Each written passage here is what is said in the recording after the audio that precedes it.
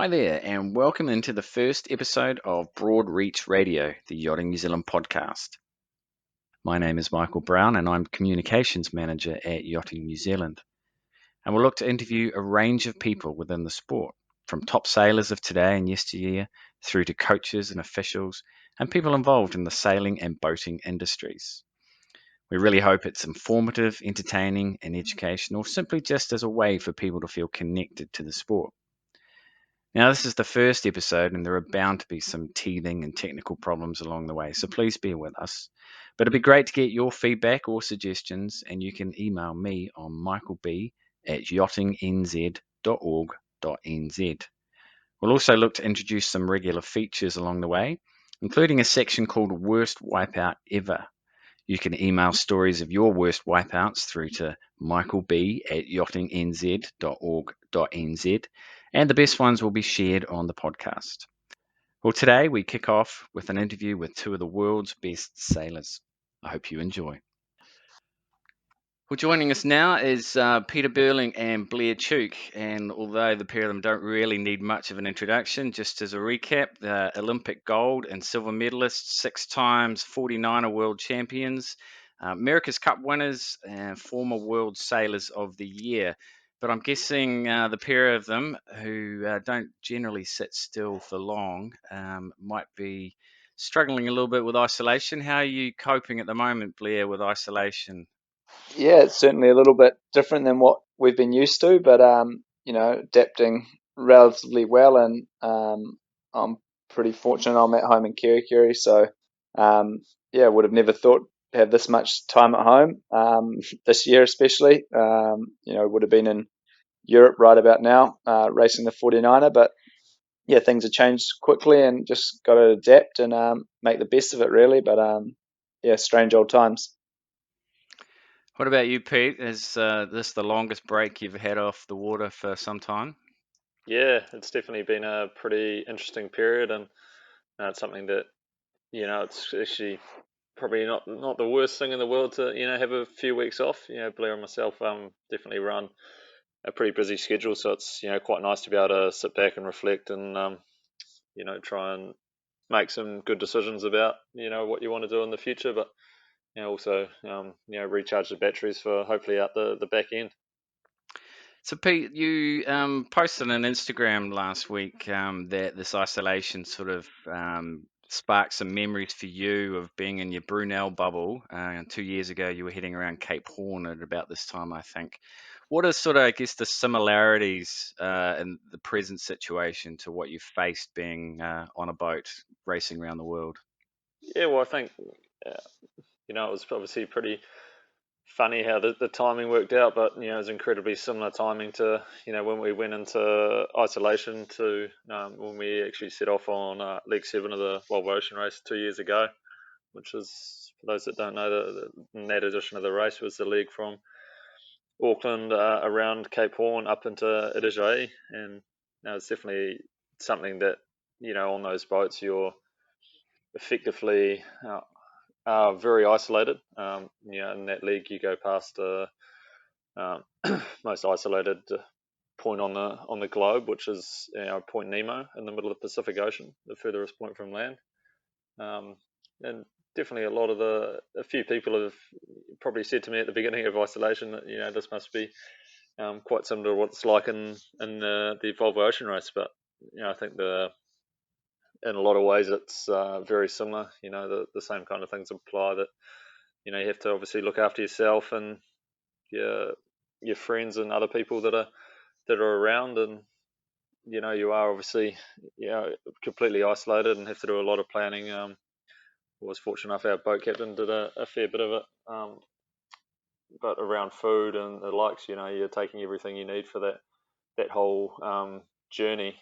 But I think the obviously big difference is that the finish line is a lot clearer in the ocean race. You've pretty much set out with one mission for that period of time, but the finish line is obviously a fixed distance away. So once you get to that, then you know kind of exactly what's going to happen afterwards. But that's definitely the difference at this time. You obviously have to remain very, very diligent to try and knock this out, so the finish line can come quicker.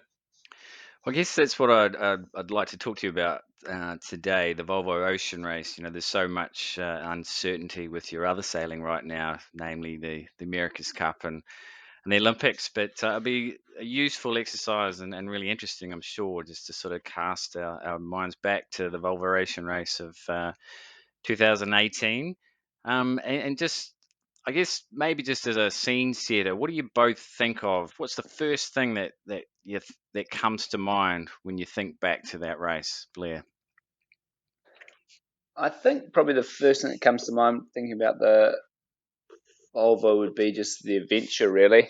Um, not many things in sport or in life, for that matter, have such a combination between like a competition and still that adventure sort of exploring aspect to it. So that was something I loved about the race, was that you're racing against the best sailors in the world, really tight racing, still doing sailing skills and trying to figure out how to make a boat go faster than someone else. But on top of all of that, you're doing this adventure. You get to sail right around the world, and you go into places or parts of the ocean that no one has ever been before. So I think that part of it for me was, really special. And that's, if you take away all of what happened at the end of the race, and that's what, I look back on now as being the fondest memories of the race. And Pete? Yeah, well, I think it's obviously just an amazing experience. To me, with how we travel and how easy travel has become with the likes of aeroplanes, to get us around the world, to, I suppose, do something in a very competitive nature that's very similar to the other yachting we do, but it also have that adventure aspect, and learn some incredible new skills, and make some really good friends along the way, and to actually have travelled around the globe via the oceans, then via the air, is something that's pretty cool for, I suppose, to have done. So, Blair, I'd just probably take you back a little bit. You talked about dreaming of the ocean race before even competing at things like the Olympics and the America's Cup. And I read somewhere that you cited a book, Rob Mundell's book on the 2001-2002 race. What was it about that book that sparked something in you? Yeah, I got this book called Ocean Warriors. And I'm not sure how I came across it. I think maybe my mum brought it for me or something. But it was the story of the 0102 Volvo Ocean Race, and in particular was following the boat Team News Corp. Um, and the funny thing is now, which I didn't know at the time, but the book was sort of centered on that boat, and the skipper of that boat was Jez Vanstone, who has a heck of a lot to do with both Pete and I, and our whole careers, really. He coached us to the silver medal in London. He was the manager of the New Zealand sailing team in both the London and Rio Olympics. So yeah, a really key part of where we've got to today. And yeah, he was all right throughout that book, and I didn't even put it together till I met him in 2008. So that's pretty classic. But I think what stood out to me in that book was just, what sort of just ignited my imagination, I guess, and hearing stories of sailing in the Southern Ocean, and the camaraderie between teammates and that sort of thing. So yeah, it really got my imagination going. And during that same time, I'd been doing some sailing on our family yacht. We had a family yacht growing up, and I'd been lucky enough to do some blue water sailing up to Fiji right around the same time. So between that and that book, that sort of set my dream of doing the Volvo Ocean Race, I guess. And so, Peter, what about your background in ocean sailing? Well, I hadn't done a whole heap of ocean sailing. I'd probably done one Sydney to Hobart, and one Auckland to Fiji race, a few coastal races along the way, but kind of always, I think, seen ocean racing as I suppose, the third, aspect of our sport, being that the Olympics to me is kind of the pinnacle of dinghy racing, and kind of the pinnacle of probably the racing you do as you grow up, and then the America's Cup's very much a lot suppose, more overarching in terms of the connection to technology and the fact it's a match race and the amount of people in the team. And then the ocean races, even without the racing side, just has so much of an adventure aspect to it that there's a lot of different ocean races out there that that they're all kind of very similar in the fact that they have such an adventure aspect, thrown in with the normal sporting aspect of sailing. So it's always something I kind of really wanted to try and get the opportunity to do, and I didn't quite take the opportunity quite as early as Blair, but managed to find a really good opportunity with Brunel to get heavily involved in that campaign, and it was definitely a massive learning experience about the other side of our sport, and something that definitely got no regrets doing. So Matt Frey approached you to come and join their team. Did it take long for you to say yes? Yeah, so Xavi asked me to join them for the race. I think while we're in Bermuda in the build up to the America's Cup. Pete and I had a pretty good relationship with both Iker and Xavi through the 49er. They a bit of legends in the class. They're gold and silver medalists, and they were sort of just finishing their time in the 49er when we sort of started up. But we had this crossover over the sort of London Olympic period. So we sort of kept in touch with them through the years, and then I think in the 2015 edition of the race, when Matt Free was in town, I did some sailing with them, and I actually did the leg start and jumped off the boat. And before we headed out of the Gulf, and at that time, I sort of joked to the guys on board that maybe next time I'll stay on, and that's the end of what happened. But yeah, Chubby sort of came and spoke to me and put the opportunity in front of me, and at that stage, I obviously talked to Pete firstly and said the opportunity that I had, and then the tight team around us, and everyone sort of knew that I'd always wanted to do the race, and it was a great opportunity to join the team, and so I at that stage said yes, and then we went on to obviously concentrating on the job at hand, which was the America's Cup at that time. What about you, Pete? Was it on your radar at that stage? Yeah, I think it was something that I'd always been pretty keen to try and take on an ocean race at some stage as well, but probably more on the timing. Was quite keen to see how the America's Cup played out, and to get back to New Zealand and have a little bit of time off, because it had been a pretty big push from the Olympics to the Cup. Trying to figure out what I wanted to do over the next couple of years. So I went back to New Zealand, had a couple of days off, and amongst a few parades and other bits, and then decided that I would probably get bored pretty soon, and kind of reached out to a couple of the teams. Just seeing how their teams were shaping up, and ended up taking an opportunity with Brunel, which was a really cool opportunity to be one of the watch captains and kind of sit opposite Bowie in the watch and be quite responsible for a lot of what was going on, and that was a absolutely amazing learning experience as well. So I think it really set me up in good shape for any ocean racing I wanted to do in the future. So a lot was made, when it was announced that the pair of you have been doing it, that you'd be racing each other. And for so long, best part of a decade, you've been the Pete and Blair show. So what was it like, Blair, for you to be actually on the opposite teams for a change? Yeah, I think it was made more of a deal within the media and probably sailing circles rather than what we sort of or how we looked at it. Obviously, it was a little bit different. I think that probably for us, or definitely for me, was more the case towards the end of the race, where when it, especially the last leg or so, when it was, we were essentially going against each other and Zhong Fong to try and win the race. And normally you sort of look across and you'd have, Pete next year to take on those people, or Pete would, have me and would sort of, but you're looking across at your mate, thinking, yeah, we're going to beat these guys to win it, So that was definitely different at the end of the race. But I think we, from the outset, saw it as a learning opportunity, both of us, and just wanted to do the best for our teams and try and learn the most we could as people and sailors to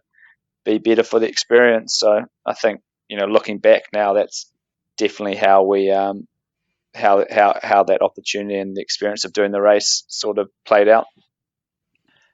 In essence, I guess, Pete, there were times when you guys were in sight of each other for so long. You look at some of the races, I think leg 8 was 61 seconds the margin, and then into Gothenburg, you guys beat Mapfree by less than 2 minutes.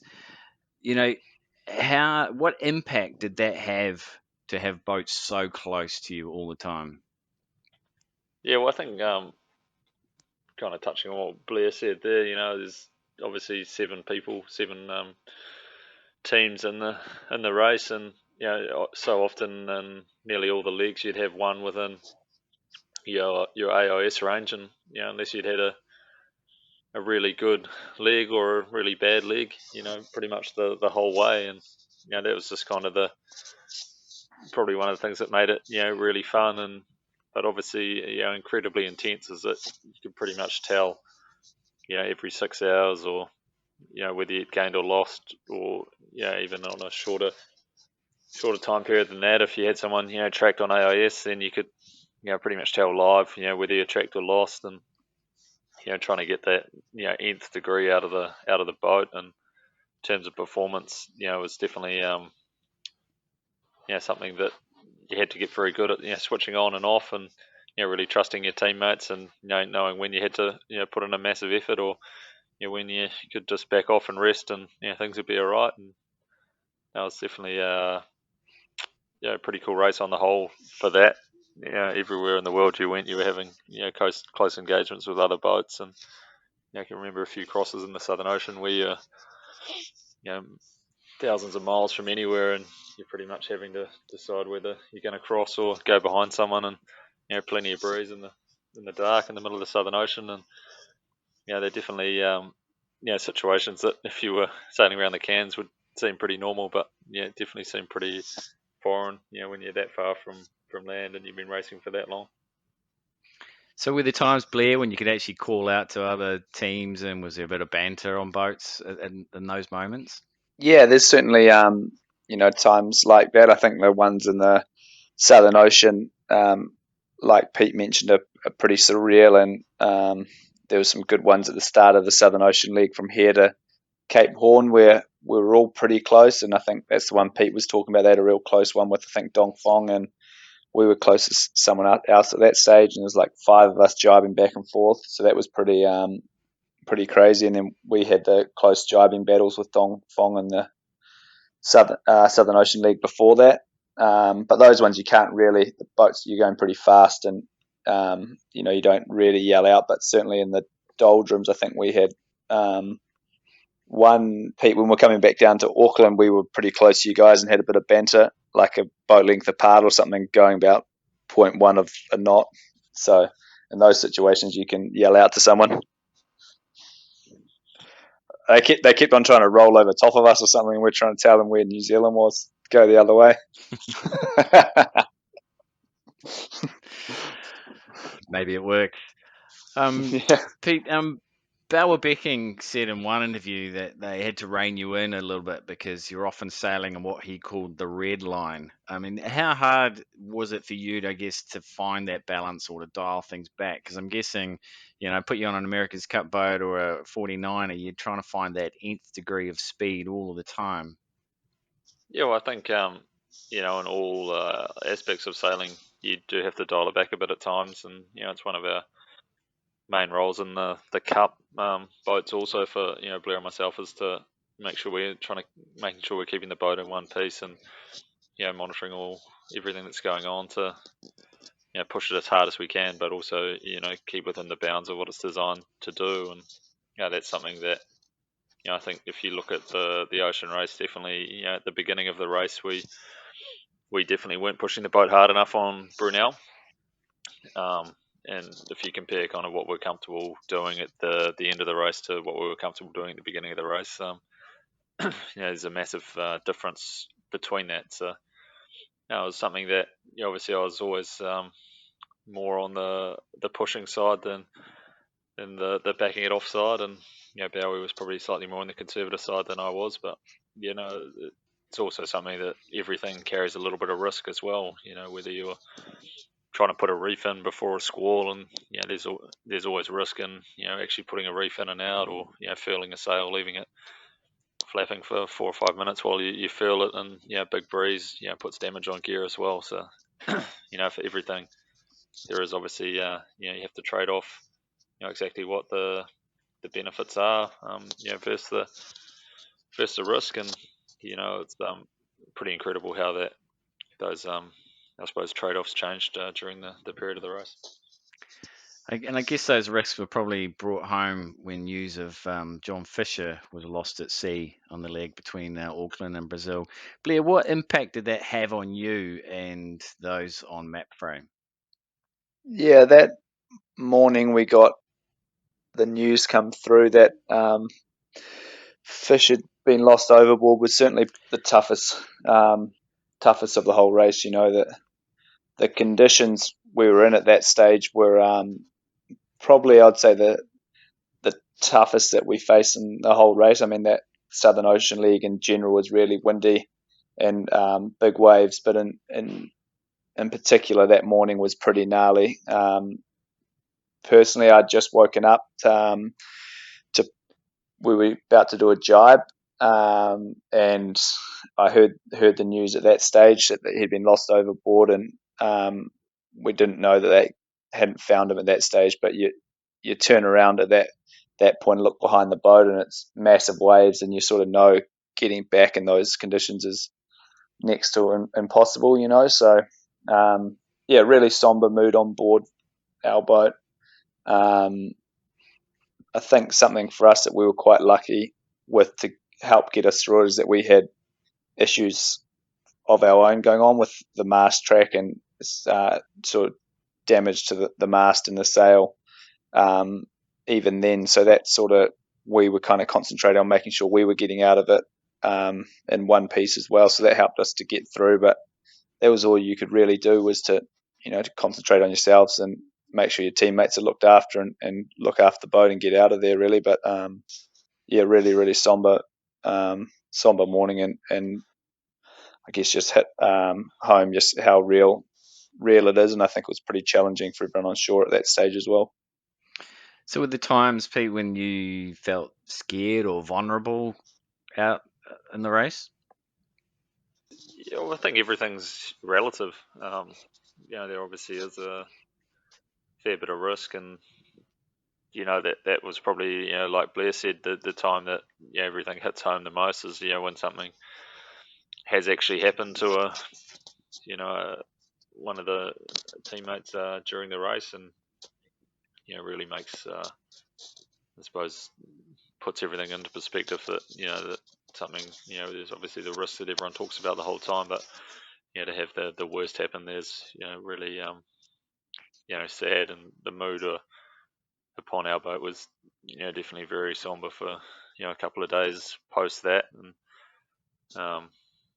like Blair said, eventually you kind of got to the stage where the best thing to do was to keep pushing on, because then you'd get out of the cold and get around Cape Horn and have something a milestone ticked off, and something to be happy about again. So it was definitely a pretty interesting leg. I think a lot of the teams had issues. We ended up breaking a tiller on a rudder at one stage, and probably 50 miles out from the Horn, and sitting on our side, half broached out for a wee while we're trying to figure out how to get that thing under control. And we had a little electrical fire downstairs when some water got into our media box at one stage, and it's definitely seemed like a league where you're constantly fighting battles. We ripped our J2 even pretty early on in the leg, so we had repaired that, and we're trying to get it to hold in one piece, and I think we repaired it 3 or 4 times during the leg. So not quite as major as the damage Blair had with ripping the main in half, but I think everyone had a pretty interesting leg. So, Blair, what was the hardest thing about the race? Is it mental? Is it physical? I think it's different for everyone, but I think the mental side of it, and just finding the limit of how hard you can push, how much sleep you need. The physical aspect of it's hard. I mean, moving the sails around the boat, moving the stack down below, grinding to do sail changes. It's all difficult, but it's just the add up of doing that just day in, day out, in some pretty challenging conditions, both hot and really cold. So I think that side of it is just finding the limit of how hard you can push.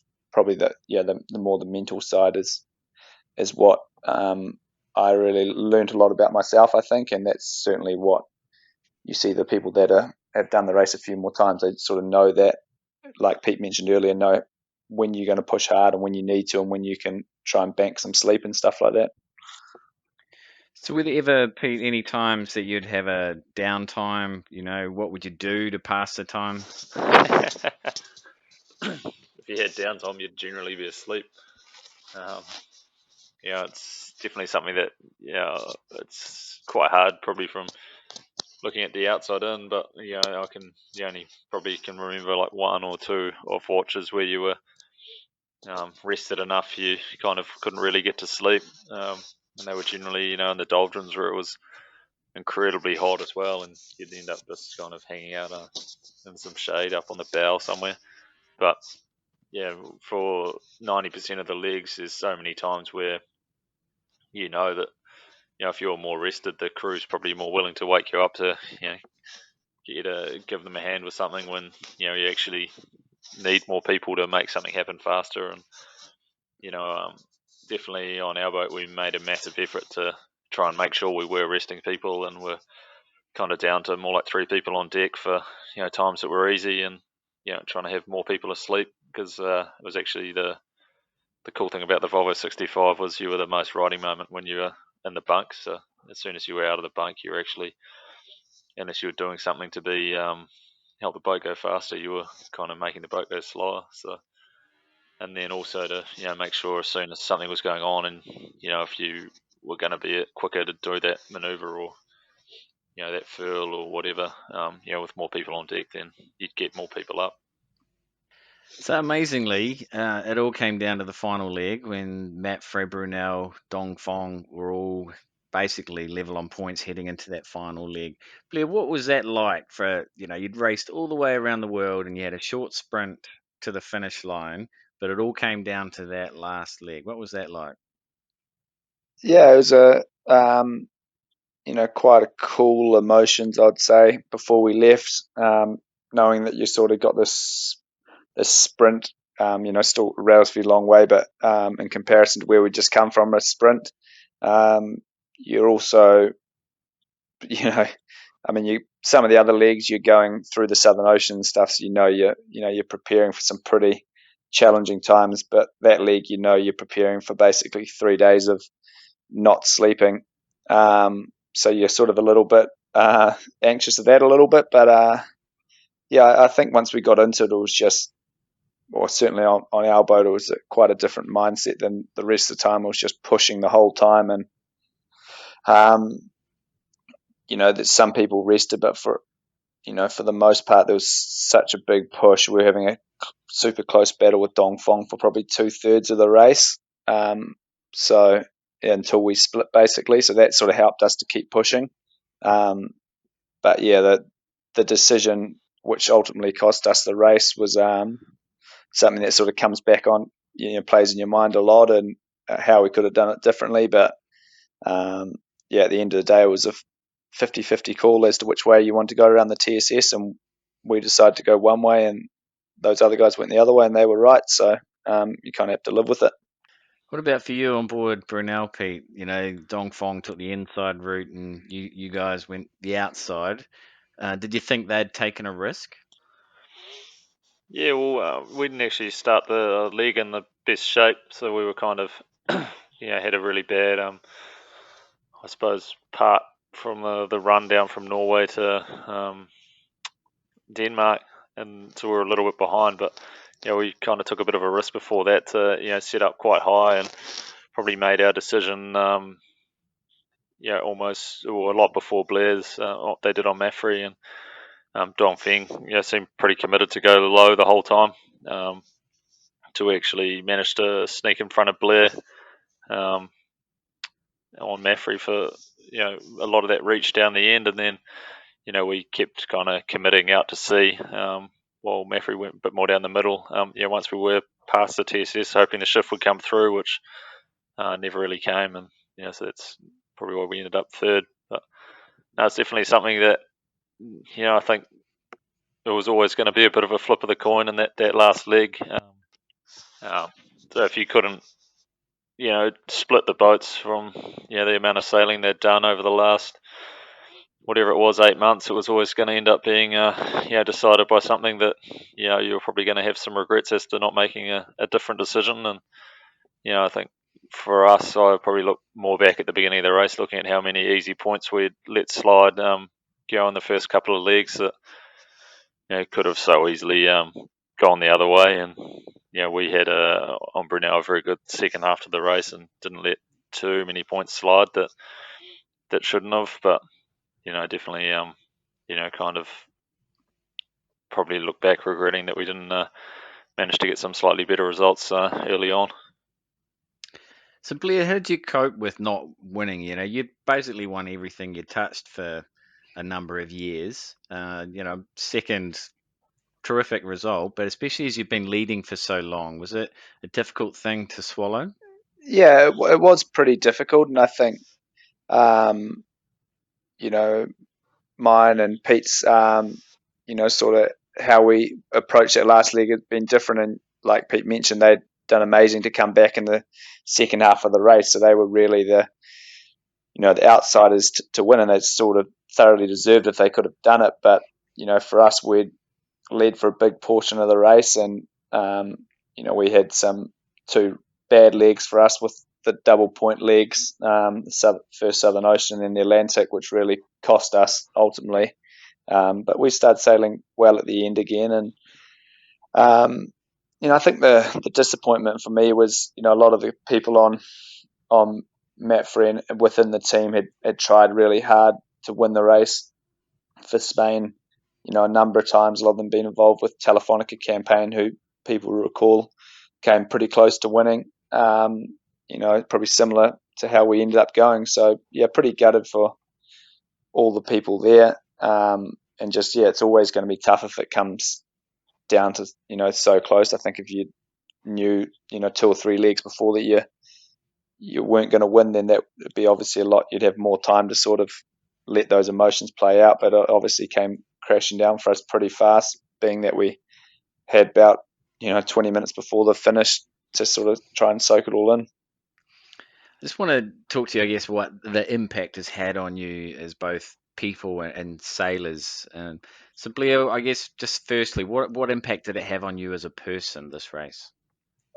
Well, as a person, I think you learn a lot about yourself. You learn how you react in different situations. Obviously, a lot of the situations you end up in the race are quite foreign to what we'd experienced before. You also see how different people in your team, react in those situations, and from that you understand how you can have a positive impact on them too. So, I think I learned a lot around that. Obviously, the sailing skills side of things, you learn a heck of a lot because you're sailing for 24 hours a day, and there's always ways to make the boat go faster, and that sort of thing. So, yeah, between those two things, and then I think as well, undoubtedly, you learn from having such a a narrow loss at the end as well, because you learn how you reacted, and I think you get tougher for it for sure.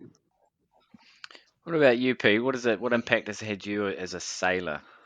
Well, I think it definitely makes you more well-rounded. It's something that not many people have probably done as, I suppose, as diverse a amount of sailing as what Blair and myself have now, and it's something that it's always very hard to put exact things that that changed that, and now I sail like that because of that. But no, definitely, I think the more situations you see and the more situations you have to deal with and can deal with well, the better you get at making good decisions, and that's something that I really feel like it's been an incredible experience, and I'm sure it will have helped my sailing in some way, and any form of sailing you do, whether it's America's Cup or Olympic, but it's always very hard to put an exact thing that you get out of it, if that makes any sense. Yeah, for sure. So I guess one thing that potentially has come out of it is the birth of the Live Ocean charity, which you two have set up. Was that principally, Blair, out of your experiences for through the Volvo Ocean race, or was it something that you'd been working on for some time? Yeah, I think, before the Volvo Ocean Race, we already had this immense sort of passion for the ocean. Um, spending so much time in the ocean, sailing as a profession, and then even before we did that, I think we both had this, connection with the ocean through the upbringings that we were very fortunate to have. So that was already there, and I think the Volvo definitely sort of sped things up, accelerated it, and we came back from that and wanted to do more for the ocean to have a more of a positive impact. We weren't necessarily happy with the direction it was heading, and that sort of led not straight away to setting up a charity. That was quite far down the track, but it led us to start doing a lot of research and talking to people within the non-for-profit sector, and really understanding of where we could be best used to have that impact. And that's where Live Ocean was eventually sort of formed. So what's the main thing you're looking to achieve, Pete, at the moment with the charity? Well, I think the main thing we're wanting to achieve is for New Zealanders to be world leading in ocean health, and also to amplify and accelerate positive ocean action. Um, being that right now we're incredibly proud to represent New Zealand, and as sailors we try and represent New Zealand to the highest standard on the global stage, and we don't. Well, definitely right now our oceans aren't the example to the world of how you should treat them, and that's something that we feel very strongly that if we can't lead this issue in New Zealand, then who will? We've got such a big ocean, being the fourth largest in the world, and massive spread from north to south, in terms of different climates and different temperatures, and we're also so isolated from dense populations around the world. So we have a really I suppose a lot of our oceans have been relatively untouched, and as a country we feel like we have a really good chance to lead this issue to the world. I think during the race, you even mentioned that you'd like to do it again, and talked about potentially doing it with Pete as well. Is that something that's still on the cards? Yeah, I think finishing the race, we both felt like we had unfinished business, and we both felt like we'd learned a lot from our respective teams that we'd done it with, and we're very, I think, glad for taking those opportunities and doing it with the two different teams. But at the same time, with that unfinished business, and sort of, I think we had a desire to get back on the same boat, and try and give it another crack to win it. So we'll just have to wait and see how things play out, especially in this current climate. We got to see how the race looks, and and that sort of thing, and see how our other commitments. Obviously, we've got the America's Cup and the Olympics right in front of us, so we got to concentrate on those first. But yeah, the ocean race will always have a special place in our heart, I think, and with that goal of trying to win it there, we'll just wait and see when we can give it a good crack. Well, thank you, gentlemen. That's been a really fascinating insight into what was an epic race. So appreciate your time. But just before you go, we're going to introduce a segment in the Broadreach Radio called Worst Wipeout Ever. And I'm guessing that you guys have some pretty bad ones up your sleeve. Blair, can you tell us one that springs to mind for you? Yeah, it's certainly been some beauties over the years, probably across all the classes of boats, and definitely some good ones in the Volvo, which we've just been talking about. But I don't think you can go too much past the pitch pole in Bermuda, especially for a sort of, just what it entailed and the situation it left us in. But if you're looking at it purely from a wipeout too, I don't think you could do it much more perfectly than we did it, or much more wrong, really. It was pretty much a straight, stern straight over the bows, pretty symmetrical. So yeah, pretty big blunder on our behalf to get into that situation. But luckily we're all good, and crew was okay, and the boat wasn't too badly damaged that we could, the shore crew could fix, and we could get back into it and carry on the Louis Vuitton series, and then go on to win the America's Cup. Yeah, it certainly gave us a few heart palpitations back here. But it was good to see you guys get back on board and obviously bring the cup home.